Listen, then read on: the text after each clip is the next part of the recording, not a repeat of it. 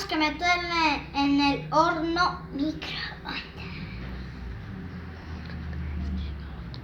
¿Por cuánto tiempo?